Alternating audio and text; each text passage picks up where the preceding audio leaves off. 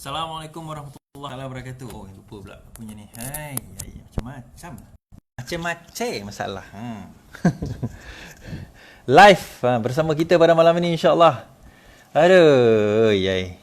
Alahai Mak, kawinkan aku. Mohon maaf lah kawan-kawan, kita biasalah kan. Internet pun aduh yai. Dia macam apa? Macam kerajaan ni jugalah serba lembabnya. George Bastille daripada negara jiran. Saya harapkan mungkin Indonesia ataupun Singapura ada dua negara jiran kita ni. Yang mana satu? Agaknya negara jiran tersebut. Mungkin boleh nyatakan. Okey, baru clear. Okey, salam Kelana Jaya. Terpaksa pakai ni. Internet was so like damn slow. Saya mohon maaf kepada yang daripada YouTube kena beralih ke sini. YouTube biasanya every night they was like going steady and okay, clear dah. Baru dia nak clear. Aduh, sakit hati betul lah. Sakit hati. Tapi nak buat macam mana kan? Sakit hati pun kita nak kena hadapi situasi. Lawan tetap lawan. Situasi apa yang kita ada. Apa yang kita perolehi. Line pun seksi Pak kata kawan saya. Aduh, mohon maaf lah.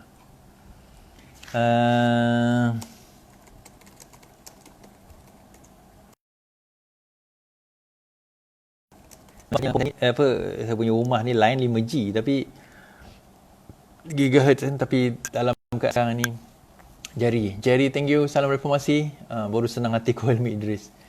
Merah lah bro, happy colour. Merah lah, nak buat macam mana, ni je baru yang ada. Yo Fong Chai, thank you. Po Yong Chai. Daniel, okay, thank you Daniel. Jaya Kumar, learned gentleman, thank you. Ming Lo Yit Kedah, thank you daripada Kedah. Salam dari Kuching, Bahaludin, thank you daripada Kuching. Apa khabar orang Kuching? Internet pun slow macam orang PN jugalah malam ni insya-Allah. Baru clear sikit kan insya-Allah. Kita keep the momentum up dulu. Sebelum kita nak pergi orang kata apa rambling on the unnecessary things, the things that we want to ramble on, the things yang kita nak ni. Macam keadaan Kedah JB. Kedah macam mana? Ada orang kata ya Ahad ni Kedah nak tumbang lah apalah. Dia macam ni selagi mana apa orang kata selagi mana hujan lah kita nak nak buang air daripada tempayan. Tu pepatah Melayu mengatakan. Suara tak ada. Suara ada tak? Aku rasa macam suara ada.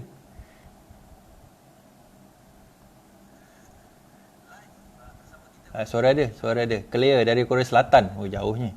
Salam. Tak tahu nak sebut nama macam mana. Suara ada jelas.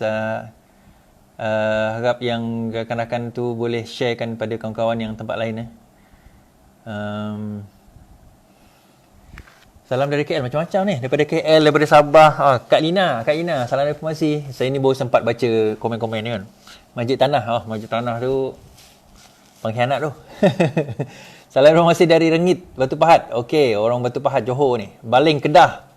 Daripada Penang ni Kelantan, seluruh Malaysia kita ada pada malam ni. Dah dekat pukul 12 pun tak tidur lagi kan. Saya tak boleh nak tidur ni. Tadi saya ngantuk. Lepas makan tarawih semua ngantuk. Minum air Nescafe. Bila dah minum air Nescafe ni, dia tak boleh dah. Salah perjuangan, teruskan perjuangan pemikiran. Suara ada, video kabur. Video kabur tu video yang dekat Sandakan tu.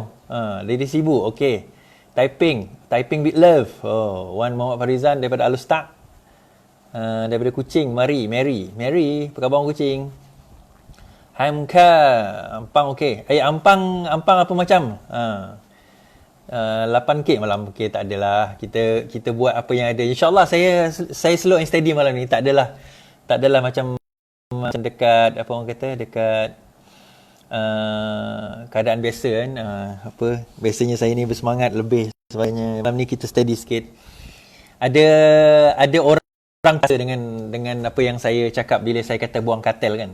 Adalah pimpinan tu terasa. Lalu dia pun mengadu kepada orang atasan untuk mengambil tindakan kononnya. Saya nak orang kata nak tuduh, nak kata nak ambil tindakan ni banyak cerita dah saya dengar kan. Daripada kiri kanan orang kata nak ambil tindakan kepada saya. Satu saya nak cakap lah. When you have nothing to lose. Saya ni tak ada benda. So kalau orang ambil tindakan pada saya tu, apa benda yang saya rugi? Kan? Saya hilang keahlian. Saya hilang keahlian je lah. Tak adalah saya hilang IC saya. Saya tetap rakyat Malaysia pun. Saya tetap bersama dengan Parti Keadilan Rakyat pun. I don't have to be a member. Dan saya dulu pun, masa saya dalam zaman student, saya bukan ahli pun. Sebab saya student. Kan? Tapi saya tetap memperjuangkan agenda reformasi. Agenda islah. Kan? Reformasi. Kan? Tak ada isu pun. Dia bukan kad yang you pegang, bukan nombor ahli yang you pegang, tetapi jiwa you macam mana, perasaan you macam mana. You katalah diri you orang reformasi, tetapi you masuk parti ni semata-mata kerana apa? Nak jadi YB, semata-mata kerana nak pangkat. Bila PH dah menang, bawa berduyun-duyun you masuk kan.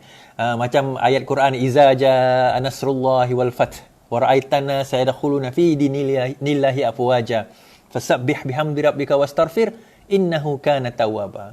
Kan? Iza jaa nasrullahi wal fath, apabila datang kemenangan daripada Allah, maka berbondong-bondonglah manusia datang masuk ke dalam agama Islam. Berbondong-bondong manusia. Itu natural.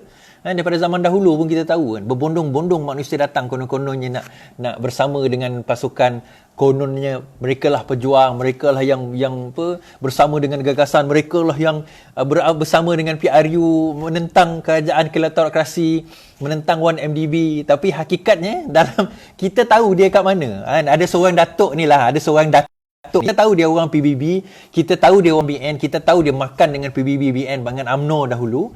Tiba-tiba bila menang, dia terus kata dia lah pejuang reformasi, terus nak jadi ketua cabang, terus nak bertanding. Sekali bila kita dapat tahu dia panggil, dia jilat habis Azmin, keliling dia jilat. Kita tahu dia conman kan. Bila sekarang ini kerajaan PH dah kalah, dia dulu melompat, tuan-tuan dan puan-puan kan? Masuk ke dalam Bersatu pula dia sekarang ni. Bila dalam Bersatu tu pula, dia pula tak ada tempat dalam Bersatu. Yalah, orang Bersatu takkan nak bagi sebegitu je ke orang melompat sana, melompat sini, ke sana, ke sini, macam tu lah. Jadi kisah ini bukan cerita yang pelik. Saya rasa di setiap cabang, di setiap negeri, dia ada cerita-cerita yang sama. Kan? Ke mana-mana saya pergi pun dia ada cerita-cerita yang sama. Orang yang sama, kisah yang sama, bercerita benda yang sama. Jadi kita rasa macam ini adalah satu penipuan kepada agenda reformasi ni. Orang yang bermuka-muka ni memang ramai. Orang yang bermuka-muka ni memang ramai, tuan-tuan dan puan-puan. Mereka muncul dikala kita dah berjaya, dah menang. Itu saya kata pada 9 hari bulan Mei tahun 2018. Saya kata saya tak risau kita menang ni. Saya gembira kita menang, tapi yang saya risau lepas ni, you akan jumpa berbondong-bondong orang datang yang kita tak pernah tengok pun muka dia, tiba-tiba dia mengaku dialah reformis, dialah yang pejuang, dialah orang yang kata macam tu, dialah orang yang macam ni, dialah yang membawa kejayaan dan sebagainya. Sedangkan kempen haram muka dia tak ada.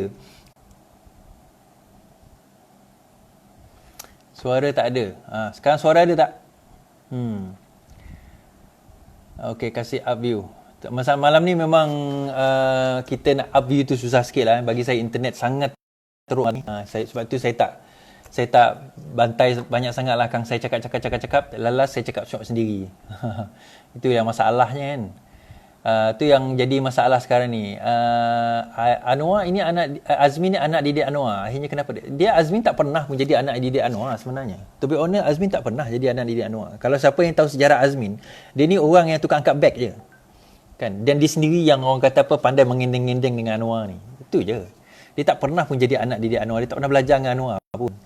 Kan? Kalau kita tahu situasi dan keadaan yang berlaku sekarang inilah, kita akan faham sebenarnya situasi yang berlaku keadaan sekarang ini.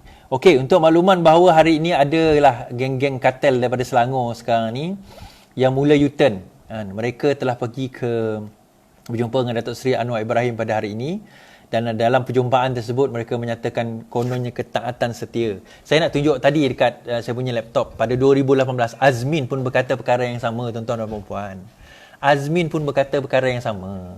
Jadi kalau kita kata tak apa mereka dah U-turn, mereka ni korang tak belajar daripada sejarah ke kan? Ada seorang pemimpin MPN negeri ni, Majlis Perwakilan Penjajah Pengurus MPN negeri ni, dia kata MPN itu negeri lah.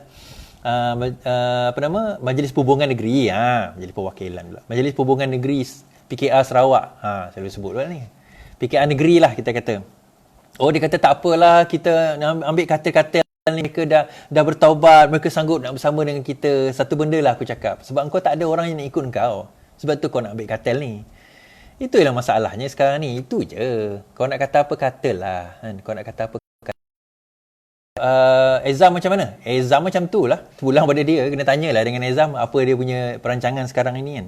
Sebab itu kita kata Majlis Pimpinan Negeri, Majlis Perhubungan Negeri, tak kisahlah majlis apa pun, tak kisahlah apa nama dia, jangan kutip pengkhianat balik. Kita tak kutip pengkhianat balik lah. Itu ialah sekarang ini bila kita nak kata lawan nak kikis-kikis saki-baki pengkhianat ni, kita nak kena pastikan kalau betul mereka U-turn. Saya nak buat satu perkara, saya buat satu resolusi kepada pengkhianat-pengkhianat yang U-turn ni. Pertama, apa kata engkau letak jawatan? Bukan YB mana YB lah. YB ni tak payah letak jawatan. Tetapi yang mana U-turn kononnya ni, kau letak jawatan daripada MPN, kau letak jawatan daripada ketua cabang, kau letak jawatan semua. Kedua, for the next 2 penggal kau tak boleh bertanding. Kau jadi ahli biasa. Kau sanggup tak sanggup? Aku boleh tunjuk kan muka-muka kau orang yang pergi ke Sheraton. Aku boleh tunjuk muka-muka kau orang yang pergi menyokong Azmin sewaktu di Sheraton, sewaktu di, bukan setakat Sheraton, sewaktu di Renaissance. Renaissance, di mana kalau siapa ingat lagi kan, Zuraidah kata dia macam ni dengan presiden. Masa tu Azmin berucap macam mana dia menghentam presiden. Saya boleh tunjuk muka-muka mereka yang berada di Renaissance masa itu kan. Siapa yang kita, saya boleh tunjuk muka-muka yang keluar pada kongres di Melaka, because I was there. The moment diorang keluar, saya masuk. Saya boleh tengok muka seorang-seorang. Kita ada rakaman video lagi. Mereka yang keluar seorang-seorang kononnya protes kepada Datuk Seri Anwar Ibrahim. Kita you all ingat kita tak tahu ke? Kononnya jumlah mereka, ada yang mengatakan, oh jumlah yang akan keluar ni dalam bentuk besar-besaran, ribuan akan keluar. Sekarang ni yang ada dalam list 300 je, yang lain masih lagi. Itu pun tak nak keluar tu. Kita pula terpaksa pecat. Bila masa kau orang nak keluar lagi, tolonglah keluar daripada PKR. Kan, tolonglah keluar daripada PKR ni.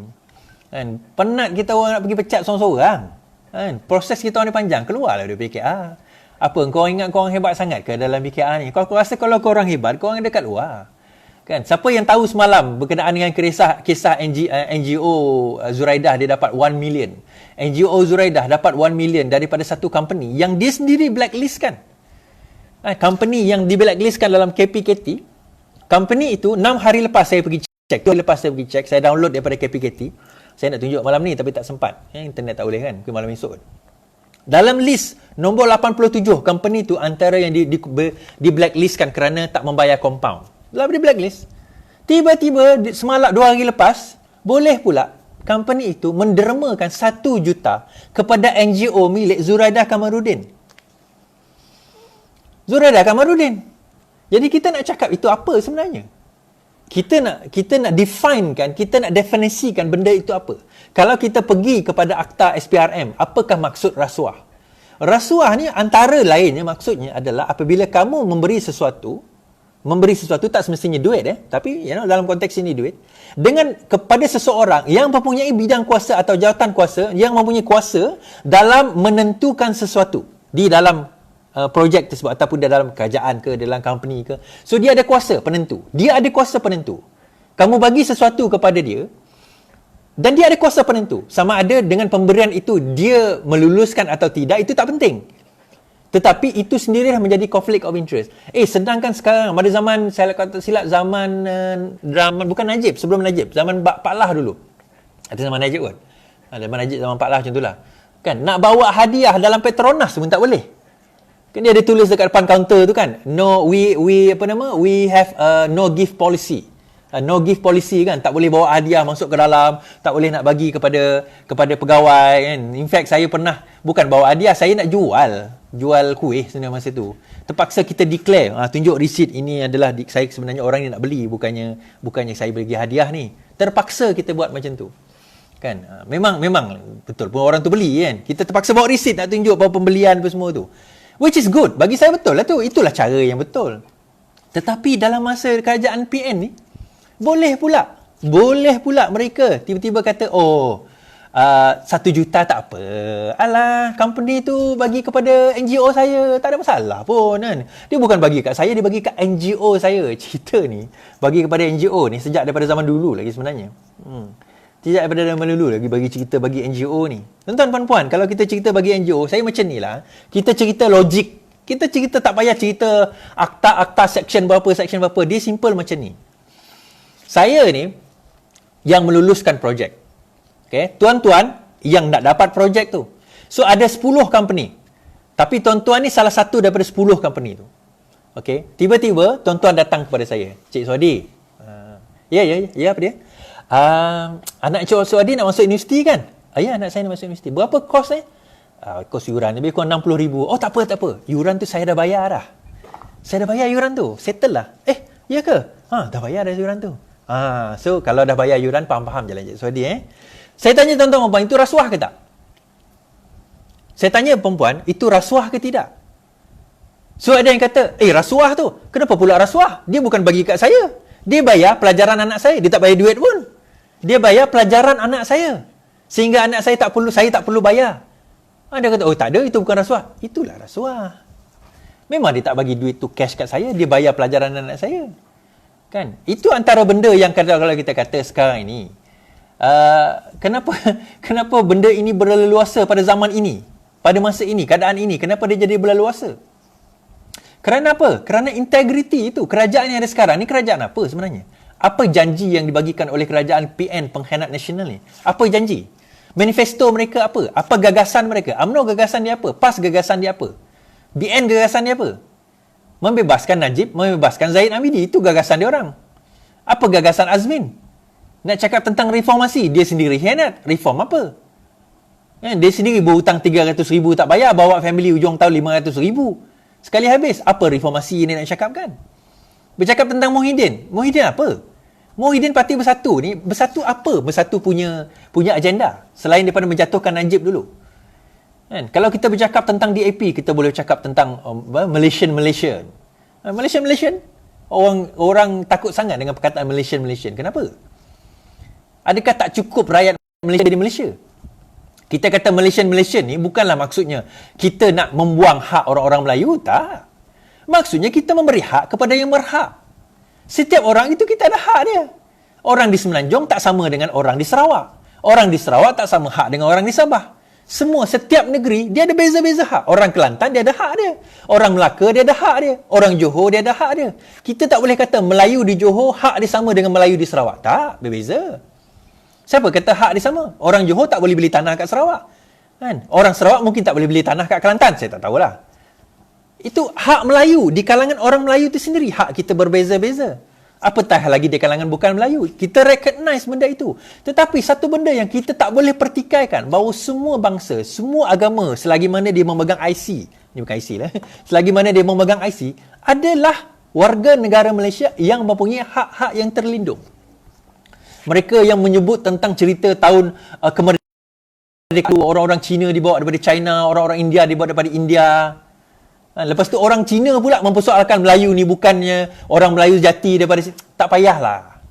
Cerita-cerita lama nenek kita dulu, semua kita berasal daripada Samoa. Siapa dia kata boleh berjamin bahawa dia berasal daripada ni, tempat kita ni? Semua kita berasal daripada Samoa. So, kita berasal daripada somewhere else. Asal keturunan. Mungkin bukan kita, mungkin nenek kita, mungkin bapa kita, mungkin moyang kita, mungkin piut kita, mungkin lanang kita dahulu. Whoever lah. Dia came from somewhere. Tetapi adakah asas patriotisme kita itu diasaskan kepada daripada mana kita berasal? Kalau kita tengok tuan-tuan dan puan-puan, tengok Salogalo. Moyang saya yang belah ayah saya ni datang daripada Sulawesi. Moyang saya. Tapi moyang saya tu mungkin keturunan ke-7, ke-8, ke-9. Datang daripada Sulawesi. Daripada belah ayah. Daripada belah mak saya, satu keturunan datang daripada China. Satu keturunan datang daripada Brunei. Kan? Dan mereka bukan orang Sarawak jati pun. Kan? Tuan-tuan dan puan-puan, kalau kita tengok sini, siapa yang boleh kata dia berasal? Yang berasal dekat tanah Semenanjung, Melayu dan Sabah Sarawak ni adalah orang asal. Yang kita panggil orang asli. Mereka lah orang kat situ, orang asal. Kalau kita asyik bercerita tentang kisah silam, itu yang kita punya cerita tentang bangsa, tentang agama itu tak habis-habis. Ditambah pula oleh politician yang memainkan agama, yang memainkan bangsa, itu yang mereka tak habis-habis tu. Ditambah pula oleh blogger-blogger dan juga streamer-streamer yang duduk bercakap tentang bangsa, kita telah ditindas oleh bangsa lain. Bangsa mana yang menindas engkau? Bangsa engkau yang menindas diri engkau sendiri. Tanah reserve kita, siapa yang pergi benarkan untuk jual kepada bangsa lain? Kalau bukan orang kita sendiri. Tanah reserve tak boleh jual, tuan-tuan. Kalau kerajaan negeri itu tak bagi untuk kita nak jual. Kita nak marah, kita nak cakap macam mana? Itu hakikat. Yang kita nak cakap sekarang ni, reformasi, kita nak bercakap tentang menjadi rakyat yang baik. Kita nak jadi rakyat yang baik. Kita nak jadi rakyat yang betul-betul patriotik dengan negara kita. Tak kisahlah bangsa Melayu, Cina, India. Orang Cina saya tengok, saya dapati orang Cina ni, dia tak berapa nak aktif dalam politik. Dalam parti politik. Dia aktif dalam politik. Dia memahami politik. Dia nak terlibat dalam politik. Tetapi dia tak berminat untuk terlibat dalam parti politik. Kerana apa? Kerana mereka melihat bahawa parti politik ini tidak dapat nak membela orang-orang membawa suara bangsa minoriti. MCA itu orang kata retorik je. Kononnya memperjuangkan Cina, tak ada pun. Dia memperjuangkan bukan bangsa dia pun, dia memperjuangkan kelompok dia je. Tengok pula Cina ni pun banyak punya pecahan. Dia Fuchao ke, dia Mandarin, dia Hokkien ke, dia Hakka ke, dia banyaklah dia punya pecah-pecahan dia. Banyak pecahan-pecahan dia lagi. Jadi, kalau kita melihat kepada pecahan-pecahan ini, itu yang akhirnya kita tak habis, tak sudah cerita kita ni. Kenapa kita tak tengok kepada apa bangsa kita, apa negara kita, apa IC kita, apa pegangan kita, di mana tempat kita dilahirkan. Tuan-tuan dan puan, kita tak boleh balik ke negara asal nenek moyang kita dah. Saya tak boleh balik ke Sulawesi. Saya tak boleh balik ke China. Tuan-tuan pun mungkin tak boleh balik ke India, tak boleh balik ke China, tak boleh balik ke Tanah Jawa, tak boleh balik ke Riau, tak boleh balik ke Taman Medan pula, tak boleh balik ke Medan dan sebagainya. Mungkin tak boleh balik dah. So, bila tak boleh balik, inilah dia kita panggil tanah tumpah darahku. Tanah tumpah darahku adalah tempat di mana kita dilahir, dibesar dan tidak ada tempat lain yang kita rasa jiwa kita berada melainkan ini. Sebab tu saya kata ada seorang yang cakap semalam, dia kata, greetings from the land of kangaroo. Even though I stayed in Australia, dia kata, but my heart is still in Malaysia, dia kata. And saya kata, home is where your heart is. Home is where your heart is. Saya duduk UK lama, tuan-tuan. Saya duduk UK lama. Lama saya duduk UK. Lama sangat. Daripada saya bujang, saya kahwin, saya dapat anak, saya duduk UK. Tapi dalam jiwa saya tu, sentiasa merindui Malaysia. Walaupun saya duduk sana lama, kita jumpa snow, kita jumpa winter, spring, kan? Kita jumpa summer, kita pergi Paris, kita pergi London, semua tempat kita pergi. Tapi jiwa saya, hati saya merindui masakan Malaysia, saya merindui cuaca Malaysia, saya rindui tanah Malaysia. Walaupun saya duduk di Semenanjung lama, tapi saya rindu dengan tanah air saya di Sarawak. Saya rindukan bahasa dia, saya rindukan orang suasana dia. Itulah, home is where your heart is. Home is where your heart is. Kita mengembaralah ke mana-mana. Tapi walaon macam-macam ni, dia orang bawa kita bawa ke mana? Kita bawa kepada tempat-tempat macam ni lah. Kepada perpecahan agama, kepada bangsa. Untuk apa? Untuk dia sendiri. Akhirnya apa? Dia sakau 30 juta. Yang sakau 30 juta ni bangsa apa? Bangsa Cina juga. Kita bukan salahkan bangsa Cina. Maksud saya, kita guna company Cina untuk company Melayu ni bagi dia di depan penyokong kita duk cerita pasal Melayu. Tetapi duit dekat belakang kira duit dengan bangsa lain juga. So di mana bangsa tu? Kita kata di mana? Kan? Akhirnya kita kata dia bukan masalah bangsa, dia masalahnya kau sakau duit tu. Dia at the end of the day, cash is king. Money talks. Siapa yang sanggup nak buat kerja, buatlah. Siapa yang sanggup nak buat kerja, buat. Reza Aziz dibebaskan tanpa dilepaskan. Discharge not amounting. Apa maksud discharge not amounting to equal? Kita tahu bahawa Reza Aziz dibebaskan. Discharge not amounting to equal. Maksud discharge not amounting to equal ni adalah keadaan di mana dia dibebaskan tetapi tidak dilepaskan. So apa maksud dibebas tidak dilepaskan? So sekiranya dia hendak didakwa dalam kes yang sama suatu hari nanti, dia boleh didakwa dengan kes pertuduhan yang sama. Sekiranya perlu pendakwaan itu dilakukan, maka dia boleh selagi mana dia hidup. Selagi mana dia hidup dan selagi mana dia tidak dibebaskan daripada tuduhan tersebut. Dia ada satu lagi dipanggil discharge amounting to acquittal. Dibebas dan dilepaskan. So maksudnya, kalau sekiranya dia dibebaskan, suatu hari nanti dia tidak boleh di-charge di atas akta dan section yang sama. Itu maksudnya discharge not amounting to acquittal. Amounting to acquittal. Discharge amounting to acquittal, dibebas dan dilepaskan. Tak boleh lagi dia kena charge dalam charge yang sama, dalam pertuduhan yang sama. Discharge not amounting to acquittal boleh. Maksudnya satu hari nanti mungkin dia boleh di-charge semula di atas pertuduhan yang sama. Tapi yang menjadi kemarahan kita ialah macam mana perkara ini boleh lepas begitu saja. 1.2 trilion. 1.2 trilion tuan-tuan dan puan-puan kalau kita tengok. Bukan bilion trilion. Bilion, bilion. Is it billion? Ya, 1.2 bilion bukan trilion. 1.2 bilion, 1,200 juta, 248 million USD masuk dalam akaun dia. Najib tak mengaku? Of course lah. Bodoh lah siapa orang nak mengaku dia buat jenayah. Yang korang percaya Najib cakap tu kenapa? Akhirnya dia kata ada plea bargain. Itu saya risau. Tuan-tuan ingat kes PKFZ tak? PKFZ akhirnya dia kata apa? Oh, pulang duit. Bila Rizal kata dia nak pulangkan duit amounting about 400 million, oh cukup lah. Kalau macam tu, apa kata? Perompak, you pergi rompak 10 juta, 20 juta, 50 juta. Lepas tu cakap lah, tak apalah, 50% saya bagi balik. Tak payahlah tangkap. Boleh ke? Tak apa, kalau you all tak tangkap saya, bebaskan saya bagi balik 50% hasil rompakan saya. Yang 50% tu gimana? Kenapa tak bagi balik 100%? Kenapa tak bankruptkan dia? Kenapa masih bebaskan dia? Korang tak pernah terfikir ke benda ni? Yang sebenarnya saya tunjuk 2-3 hari lepas, kenapa PN UMNO beria-ia nak rampas kerajaan dalam keadaan tergesa-gesa ni? Korang tahu tak bahawa kes bulan 4, kalau tak kerana COVID hari tu, bulan 4 ni adalah kes penentuan Najib dan Rosmah tau. Kes penentuan Najib dan Rosmah. Bukan setakat 1MDB. Tetapi juga kes Azilah. Kes Azilah, kes pembunuhan Al-Tantuya. Pada bulan 4 yang baru-baru ni. Tetapi disebabkan oleh COVID, dia ditunda kepada bulan 5 atau bulan 6 ni. Saya bulan 6 ni lah. Bulan 5 tak sempat. Bulan 5 tak sempat. Bulan 6 ni, dia akan ditunda ke bulan 6, bulan 7. Ada kes-kes tersebut. So, bila kes-kes tersebut, dia nak beria sangat. UMNO beria sangat. UMNO punya objektif simple je. Dia nak pastikan bahawa kebebasan itu berlaku kepada Zahid, kepada geng-geng dia. Lepas tu, dia tak kisahlah bab-bab lain. Tiba-tiba COVID berlaku. Yang tu dia orang tak sangka lah. COVID ni berlaku kan. Tapi kemudian kita pelik. Habis tu kenapa dia nak sangat supaya kerajaan sekarang ni bubar? Dia kata kerajaan sekarang ni bubar, kenapa? Dia nak bubarkan kerajaan sekarang ni. Sebab bagi dia Muhyiddin terlalu slow untuk nak settlekan kes-kes ni. Boleh ke settle kes-kes ni? Saya cerita kes PKFZ.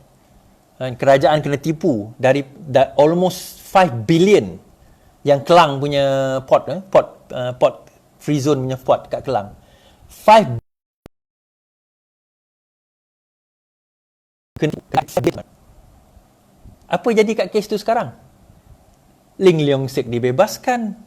Tak ada orang dituduh. Duit hilang ni. Duit hilang. Tapi tak ada orang yang dituduh. Tak ada orang yang bersalah. Jangan pelik tuan-tuan dan puan-puan. Kalau sekiranya kes 1MDB dia akan jadi macam tu. Kalau sekiranya kes 1MDB dia akan jadi macam tu nanti. Orang dia dapati kes ada, tetapi akhirnya apa yang berlaku? Tak ada tindakan. Tidak ada apa yang ambil tindakan. Benda ni tak mustahil. Campur tangan politik di dalam judiciary kita ni benda yang sangat tidak mustahil untuk berlaku. 18 hari bulan ni ada yang kata Anwar setuju untuk nak jadi satu hari je sebab untuk yang di-Pertuan Agong. Kalau baca betul artikel tu dia kata semasa dah Agong tu berucap tak payahlah mencelah. Semasa Agong tu berucap tak payahlah mencelah. Itu je dia maksudkan. Bukan jadi setuju yang satu hari tu. Maksudnya janganlah kita berlaku biadab sewaktu yang di-Pertuan Agong tu mencelah. Baca balik artikel tu, jangan baca heading je. Okay. Alright.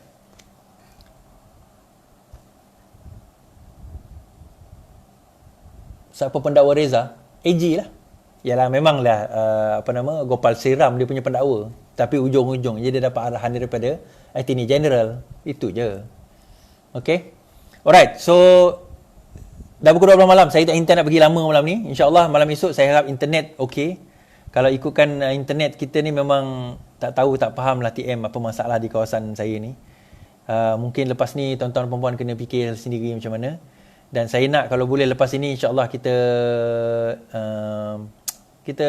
pergilah yang lebih baik daripada ini. Saya mohon maaf kerana ada kekurangan. Malam ni saya tak boleh nak cover banyak. Serius tak boleh cover banyak. Phone saya pun problem.